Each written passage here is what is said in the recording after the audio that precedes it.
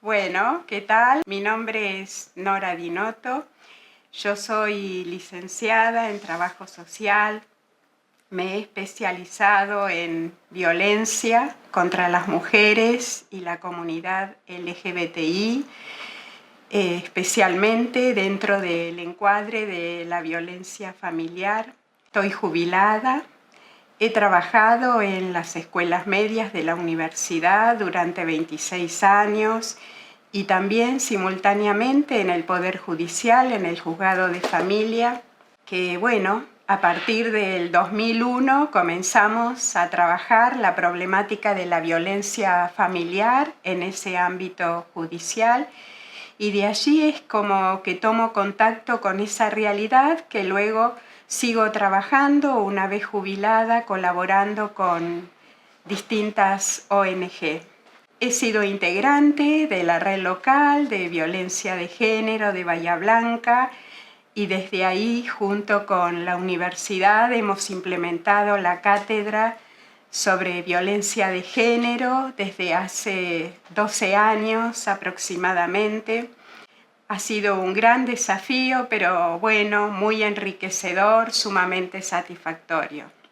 Así que bueno, me gustaría comenzar con una introducción que he preparado para poder adentrarnos a algunos conceptos que marca este material que se les ha entregado para la capacitación.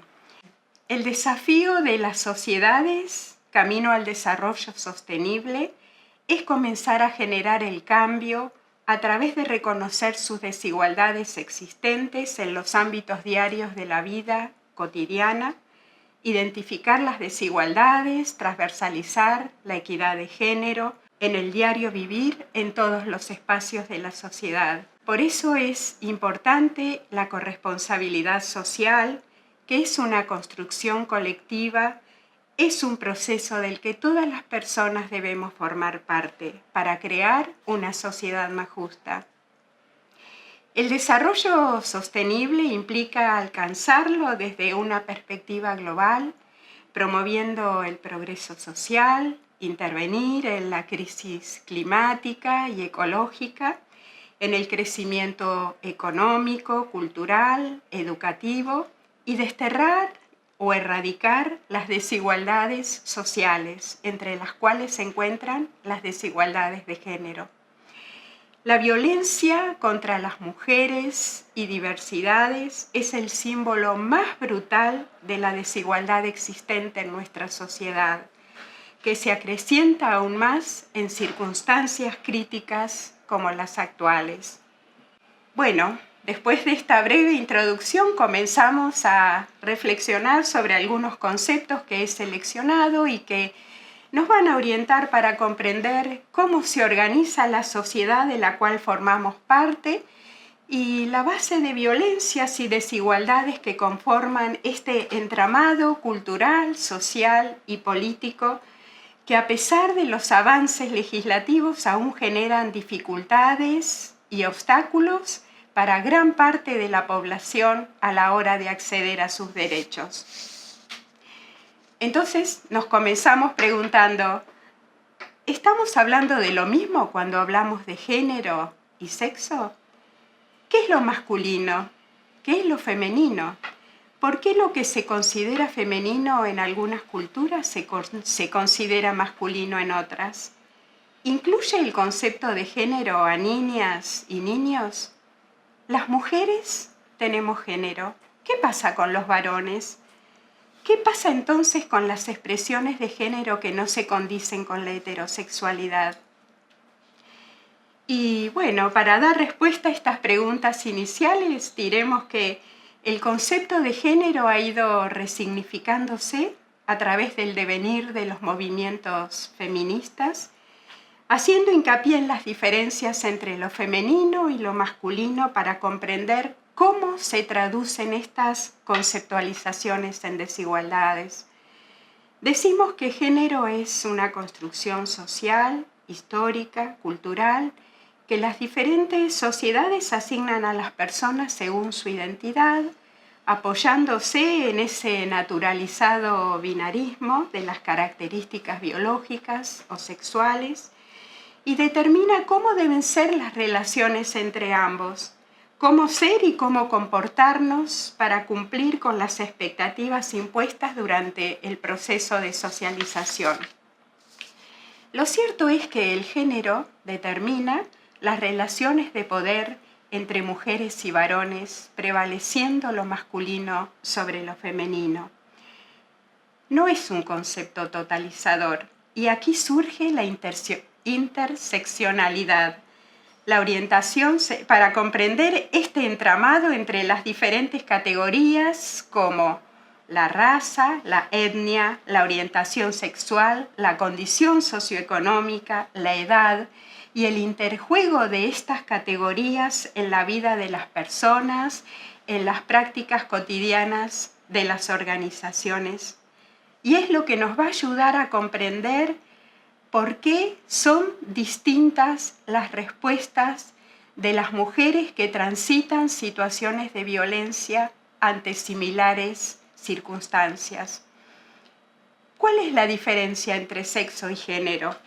Se define al sexo como el conjunto de características biológicas que se asignan al nacer determinando la identidad biológica, es decir, hace referencia a los aspectos físicos objetivamente mensurables, como el aparato genital femenino, el aparato genital masculino, cromosomas, hormonas, etc., excluyendo la diversidad sexogenérica. Existe una mirada dicotómica de los géneros que se apoya en esta supuesta naturalidad binaria de los cuerpos. Lo cierto es que la identidad biológica o la identidad sexual no siempre se condice o corresponde con el género autopercibido. Existen otras formas de desear y amar, y no todas las personas que nos rodean son heterosexuales. Y aquí entonces surge el concepto de identidad de género. ¿Qué es la identidad de género? Es la vivencia del género tal como cada persona lo siente, por lo que puede corresponder o no con el sexo biológico. Las identidades de género son múltiples. La sigla LGBTI+, reconoce la existencia de otras maneras de ser, de otras maneras de amar y desear que se corren del modelo binario. Decimos entonces que el género es una construcción subjetiva que realizamos a partir del reconocimiento del género tal como lo autopercibimos, tal como lo sentimos, corresponde o no con el sexo asignado al nacer. Así como tenemos una identidad biológica, también tenemos una identidad de género que representa el sentimiento de pertenencia a uno u otro sexo, que puede corresponder o no con el sexo asignado al nacer. La identidad de género puede ser femenina, masculina y transgénero. La expresión de esa identidad es cómo nos relacionamos, cómo interactuamos, cómo nos vestimos, cómo hablamos, cómo nos mostramos. La concepción hegemónica y biologicista sostiene la existencia de los géneros masculino y femenino como si fueran únicos y niega la diversidad de orientaciones sexuales, identidades de género y corporalidades. Lo cierto es que los dos conceptos, sexo y género, son necesarios, pero ni uno ni otro puede ser sustituido. No podemos negar que fuimos construyéndonos como personas bajo las reglas de un sistema patriarcal que prevalece el poder masculino sobre lo femenino de manera incuestionada y atraviesa todas las organizaciones sociales que emergen a partir de una trama política, social, cultural, económica, que se ha ido reproduciendo y sosteniendo en el tiempo.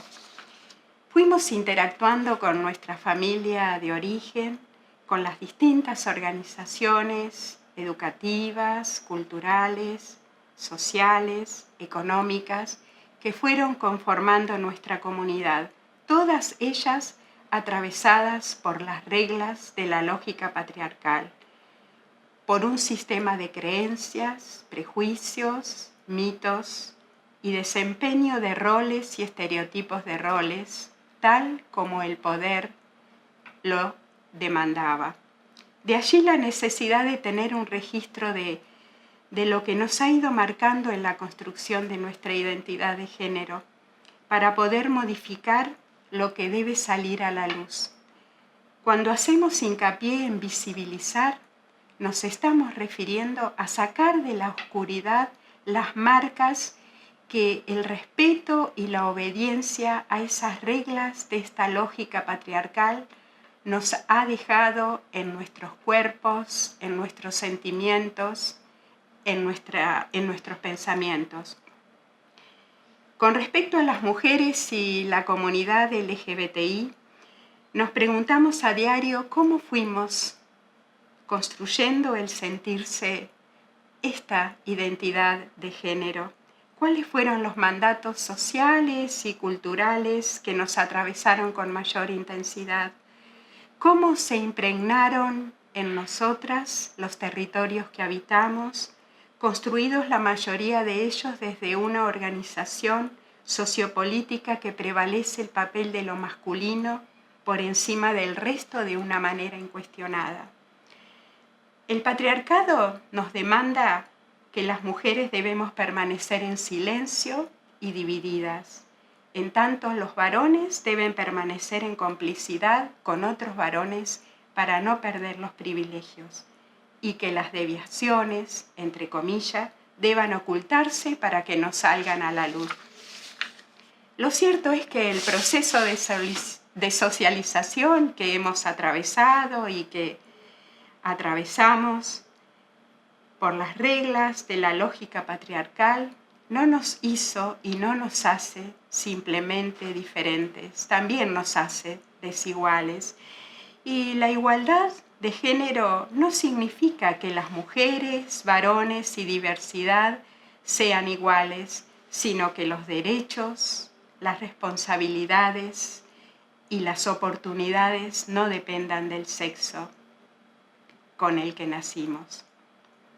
Bueno, y ahora entonces vamos a desarrollar brevemente qué significa tener perspectiva de género, qué significa tener perspectiva de diversidad.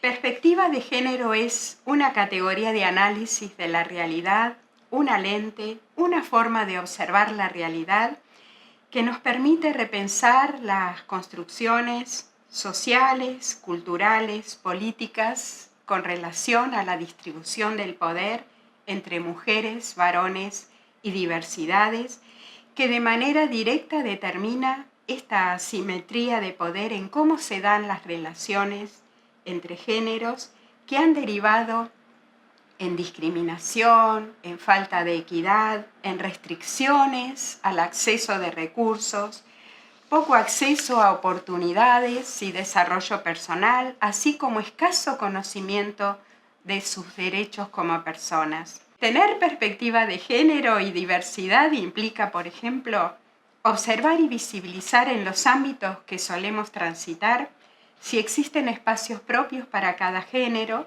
cuáles son las actividades que realizan, esa distribución de actividades es equitativa, esa distribución de los espacios está relacionado con el poder de quien lo ejerce y genera desigualdades. ¿Existen situaciones en las que se beneficia o perjudica a alguien por su identidad de género? Ambas perspectivas, la perspectiva de género y la perspectiva de diversidad, son complementarias y nos dan cuenta de las desigualdades que históricamente las mujeres e integrantes de la comunidad LGBTI han sido víctimas. Desde mi experiencia con mujeres que transitaron situaciones de violencia, me gustaría destacar denominadores comunes pese a las diferencias en este interjuego de categorías que refiere la interseccionalidad. Prevalece en sus relatos las marcas del amor romántico, del amor para toda la vida, historias cargadas de silencios, de miedos, de sentimientos, de indefensión, de tener claro que el incumplimiento de estos mandatos, el romper esos silencios, la lleva a enfrentarse a la crítica social, a la culpa, a la vergüenza y en algunas oportunidades a la discriminación y a la violencia cuando es utilizada como un recurso de control y disciplinamiento ante la desobediencia. Y en este sentido coincido con Marcela Tess, autora del libro Nuestro útero, cuando ella expresa: aprendimos a estar en silencio para evitar ponernos en riesgo. Ella refiere que la lógica patriarcal nos ha llevado a ese silencio, a no exponernos para preservar nuestra seguridad, para evitar la discriminación y la violencia. Al comienzo los silencios emergen por precaución en esas historias de vida, pero luego por prohibición. Muchos testimonios revelan que acuden al silencio por temor, por miedo, por vergüenza, porque la lógica patriarcal nos quiere sumisas, obedientes e indefensas. Y está claro que la sumisión representa la manifestación emocional del silencio y el respeto u obediencia a las reglas de la lógica patriarcal. Cuando los silencios salieron a la calle y la violencia, cualquiera fuera su tipo, abrió las puertas del ámbito privado, se unieron con voces que denunciaban las violencias que estaban transitando, reclamando por sus derechos sociales, civiles, políticos. El hablar, el escribir, el cantar, alzar la voz es un acto de valentía y habilita para que otras personas dejen de lado el silencio, el miedo y comiencen a identificarse con lo que se proclama, con lo que se demanda.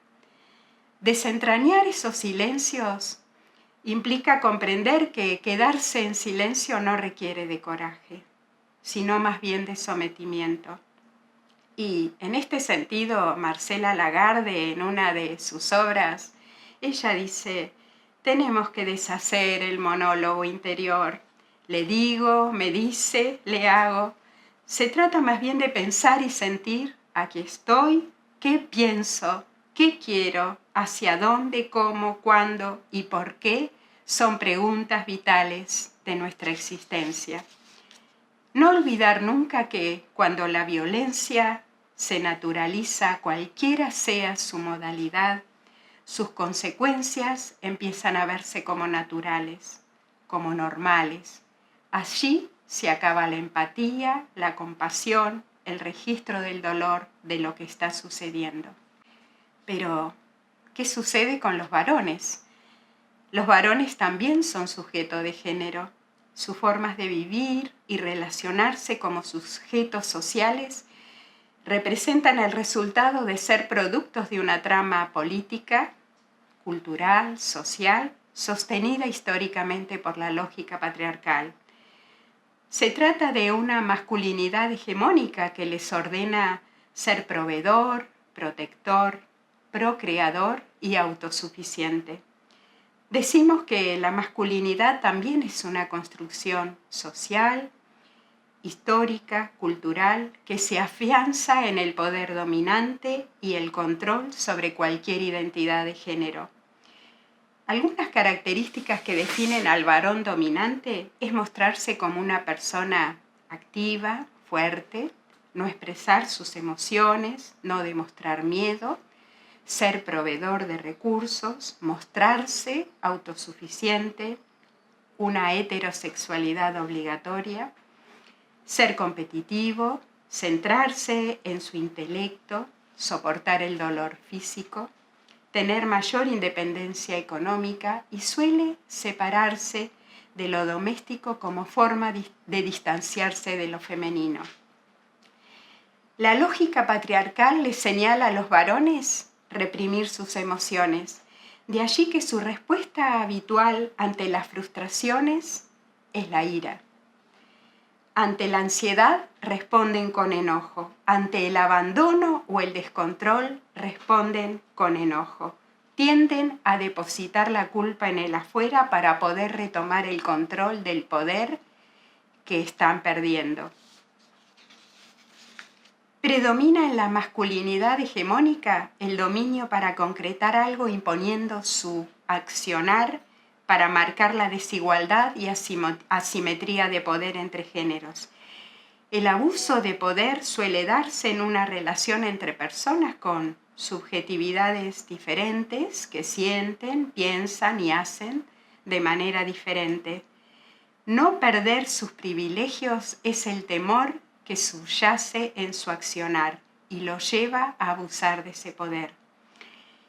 El carácter histórico y social y cultural de la masculinidad nos indica que es dinámico, que se puede desaprender el sistema de creencias, que puede surgir un aprendizaje emocional, es decir, aprender a hacer las cosas de manera diferente, a pensarlas, pero también a sentirlas. Por eso decimos que la masculinidad hegemónica puede modificarse. Y hoy en día lo que representa ser varón en las nuevas generaciones se ha ido modificando, construyendo nuevas formas de asumir la masculinidad. Para lograr la igualdad de género debemos atrevernos a desobedecer las reglas de la lógica patriarcal, que no solo perjudica a las mujeres y a integrantes de la comunidad LGBTI, sino también a los varones que fueron socializados con los principios de la masculinidad hegemónica. En mi experiencia coordinando un grupo de varones derivados por la justicia que ejercieron violencia hacia sus parejas, fue una experiencia que me permitió formar parte del equipo de coordinación auspiciado por la Asociación Mutual Grupo Buenos Aires, que está a cargo de su dirección de la magíster María Eva Sanz. Muchos de ellos derivados por la justicia, se pudo registrar que prevalece en ellos el temor a perder el control, el poder de esa relación y los privilegios que tiene en esa relación desde una trama cultural y social avalada por la lógica patriarcal. Ocultan la vergüenza, la humillación, surge el enojo de por qué están en el grupo, viviéndolo como un castigo. Silencian o reprimen las emociones, encubren el sentirse vulnerable ante la posibilidad de perder el poder, de sentirse abandonado, desplazado o engañado. Lógicamente, desde